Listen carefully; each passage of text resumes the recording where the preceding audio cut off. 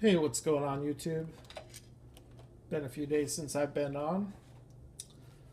Threw my back out, so I've been dragging ass this week. If I owe you a package, just kind of bear with me. I'm gonna try this weekend to get everything packed up and sent out. Um, Anyways, I wanted to open some green light. Starting with this Hollywood Hitch and Tow. I don't know. This is Series 2 Hollywood Hitch and Tow from Bullet. This is part of that RAOK box from Chris Lewis, which was a sick RAOK.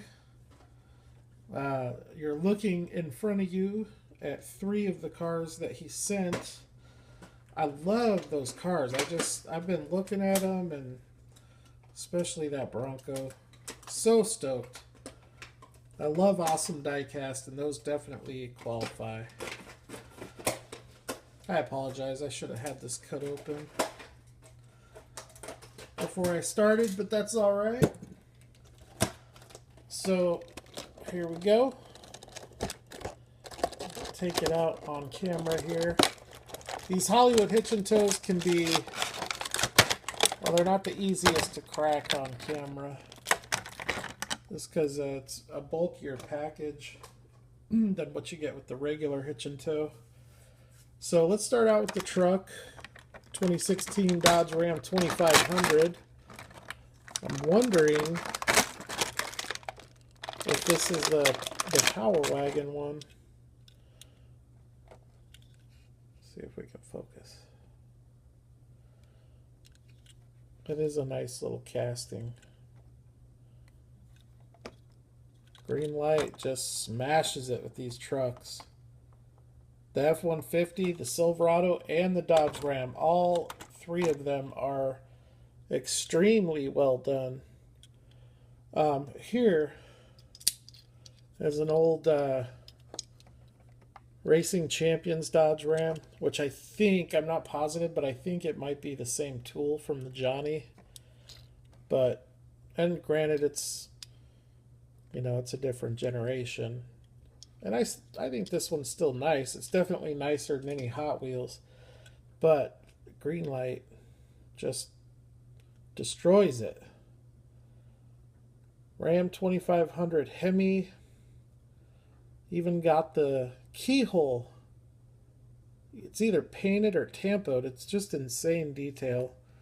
You've got your diamond plate on the top of the bumper for your grip. Your toolboxes on both sides.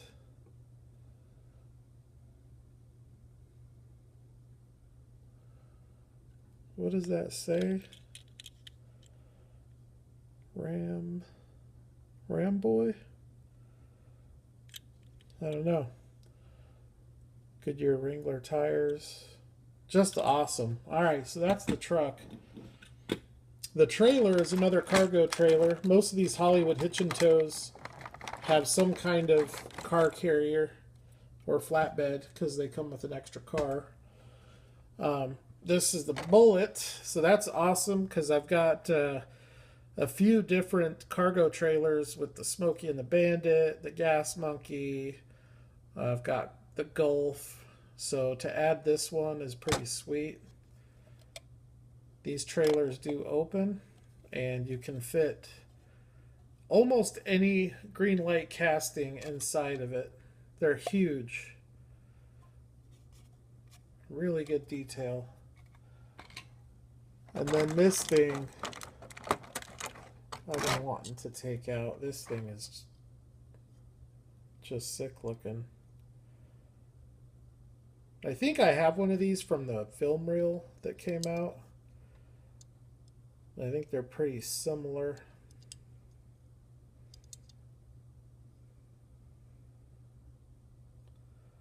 I don't see a number on the bottom here.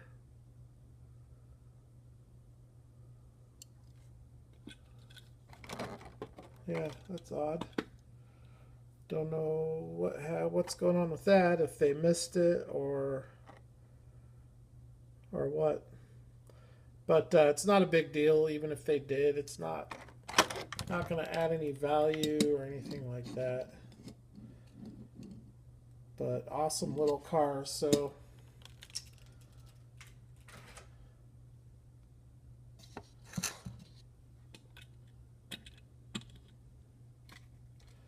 see if I can pop this thing open.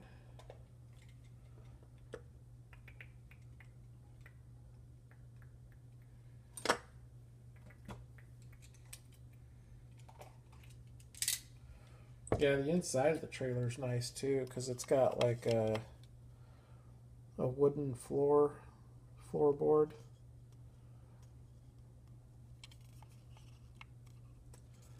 But the car, I mean, and I mean, if any of you have this casting, you can look at it and tell it's a pretty good size casting. It's a long car, but it will fit in this trailer, no problem. Close it up, no problem. And now you're moving along, pulling your Dodge Charger. So that's awesome. Thank you again, Chris, for that. I'm going to crack some green machines here. I just spent the last half hour or so on ZA3.com checking out, just seeing if they've updated anything. I've been waiting to try to get some production numbers and stuff like that on a few pieces, but I just noticed Greenlight has a ton of stuff coming out, and a lot of it is really going to be awesome. So y'all, if you collect Greenlight, keep your eyes out. This is my my first green machine find of 2017. Found it at Hobby Lobby. What day was it? It was the second Monday. It was only like a week or two ago. I think it was like a week ago from Monday. I actually need to log that because this year I'm going to take after Champion DJK and I'm going to log all of my chase finds. I've been doing that with supers my entire collecting life, but I haven't done it with green machines and ultra reds, which I've never found an ultra red. So found an ultra raw, but never found a red. Anyways, this Chevy Biscayne green machine is awesome. It's a green body. I have not found... I've found quite a few green machines, probably around 20 in the last 12 months. And not very many of them are green body for me. So this is one of only probably a few. It's got that light bar. One of the things, if you guys do crack your cars, you got to be careful with these light bars. I just moved back in September, and luckily all my cars made it, but it took a long time to get them packed up correctly. So just be cognizant of that. If you have a lease that's coming, that's getting ready to end, and you're going to be moving, you may want to just keep it on the card until after the move, just to make it easier. To me, these front indicators look kind of goofy. I don't know if they look right. They look kind of big. But other than that, I like the car.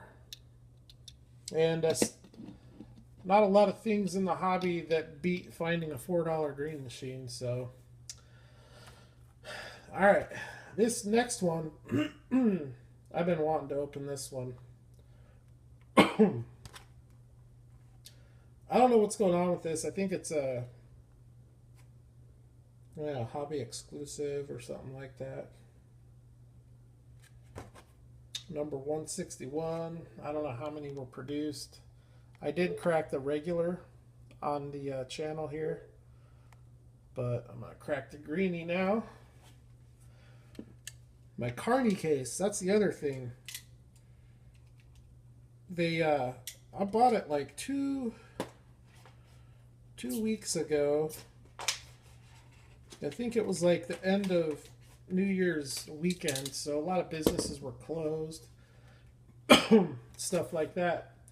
But I contacted them on Tuesday, just like 3 days ago. They're like, oh, yeah, we've been a little backed up. We'll get it shipped out today, and you should have it Friday. And then, like, a few minutes later, I get tracking sent to me. So I was like, all right, cool. Well, I go in to track it today, and it's still sitting there. They haven't shipped it yet. And tomorrow's Friday, so I'm not going to get it by Friday. I need to figure out what's going on with that. That's not cool, you know. That's an expensive. It's a really expensive case, and if you're not gonna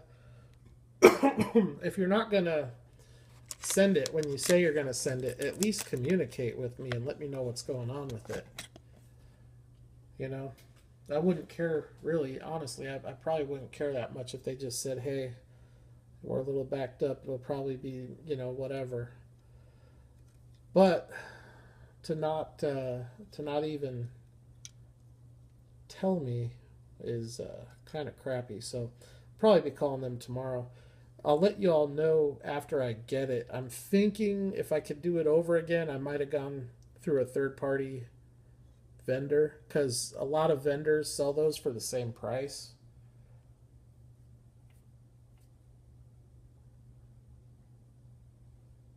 This thing is awesome. I don't know what that is on the windshield. Almost looks like it's cracked or something.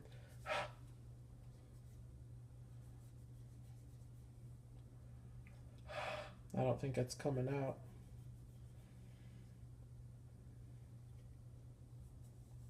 It's a little better, but anyways, this is awesome. Awesome truck. Straight up beast. It's real heavy. Metal body, metal base. All kinds of detail. And this is one of those where the green body actually looks really good. That's kind of why I got into Ultra Reds quite a bit for a little while, because they're awesome chase cars because they look like they could be real cars. With a lot of the green machines, it's just you don't see cars with green wheels, you know. So, and a lot of the ones with the green body don't look right. This one looks good. So that's it. It's a nice roller. That's nice. So yeah, I'll let you know on that Carney case. I get a lot of you guys have asked me about it. I got the 144 car case, and I kind of wish I hadn't. I kind of wish I had gotten 108, and I probably would have got a couple of them, because I've got a lot of RLC Hot Wheels and Supers and convention stuff, and when you put them in a case or put them on display next to green machines, it does not look good. They don't flow. So they're all going to be in that case until I can get enough Hot Wheels stuff to flush out the green light, and then once that happens, I'll get a separate case for the green machines. So that's the plan with that. I've got this. I've thrown this up for trade numerous times. Haven't had any serious interest in it, which is hard to believe. It's a Series 1 green machine. These are really hard to find. As far as green machines go, this was a pretty high production. I think it's like 250 or 260. That's quite a bit. That's the high end for green machines. But with that said, it's Series 1, and they very rarely come on to market. So I'm on the verge of cracking it loose, just because I think at this point I would rather have it in my collection. you know, if somebody came and offered something sweet, then I'd probably do it. But that just hasn't happened. So that might be happening soon. I've got some cool stuff on the way. Some Chinese stuff, Kyosho, Tamika stuff coming. And I've got a couple more RLC pieces coming. So there's going to be another RLC cracking video with a couple of really nice RLC pieces. And also, I've been getting asked about the buildings a lot, about this house here and the gas station. So the house, you can see from this angle, this is the back of the garage. You can see the lines aren't straight. They're not 90-degree joints and all that stuff. I bought the foam board at Walmart for like $3, and I measured, cut, glued, painted, and I didn't even really measure, to be honest. I just kind of drew out the pieces. I measured so they were close, but they definitely weren't exact. And then you can do things on the foam board to give it texture. Like, as example here, the siding, you just kind of score it, and it gives it kind of a siding look. Or better yet, this one didn't come out as good. I've seen people online do this way better, but the brick, you can also score the brick to give it the textured look. The brick is a lot harder to do, and I think this is not scaled. I mean, those would be huge bricks. But, you know, and then for the window, I just used a blister from a green light. And that's the only window in the house, so. But I wanted something, I don't know, I made the diorama, and I thought, you know, I'll build a structure and see how it looks, and that's kind of how it came out. The garage is pretty big, too, for, you know, for a 1:64 scale car. The opening is a little bit too high. Now for the Power Wagon, it's probably perfect. Well, even for that, it's a little high, I think. But I didn't ever make a garage door. I never got to it. But after gluing it together, I took these craft sticks and painted them and just kind of glued on the trim where I could. I painted the roof. You can see it's really dusty. Just needs to be dusted off, and I just painted that. I mixed a flat black with I think just white, just to get it the shade that I wanted. You can do, you know, there's all kinds of things you can do. You can do shingles. I mean, all that stuff is hard. I tell you this house took more time, probably double the time that the rest of the diorama took. So that little house took a lot longer than the whole rest of this thing took. So the second time around, I was looking online for HO scale structures, and I found this. You can buy these. I think they're Woodland Scenics, and they're built up. So if you search Woodland Scenics HO scale built up, they have different gas stations and houses and stuff. Usually they're buy it now, and they're around $80 with shipping. And I got lucky and won this in an auction, and I think it was around $50 with the shipping. It was like $42 plus shipping. So it looks, I mean, there's a lot of really good detail on this thing that never really gets shown in the videos. You've got what looks to be, I don't know if that's an air tank or a helium tank. Then you've got a 55-gallon drum. You've got tires and junk. No smoking. You've got the window, the light. The detail on this thing is pretty incredible. And then on the back, you just have, what is that, an engine block? And then you've got brick, siding. Over here is the coolest stuff, I think. You've got a light over the door, little trash can. Over here is cool. You got a motorcycle, a hose, the gas pumps. So this gas station, I'm going to find a way to put it to better use. But the first thing I need to do is I need to finish out a slab of concrete for it. Because obviously having these gas pumps on grass doesn't look right. But anyways, so that's something you can do. Because to build out something like this is cheap. It doesn't cost a lot of money, and it really doesn't take a lot of work. You can watch some how-to videos. There's a lot of good how-to videos. The first one I did came out a lot better than this one, but I'm also not done with this one, which is why it doesn't look as good.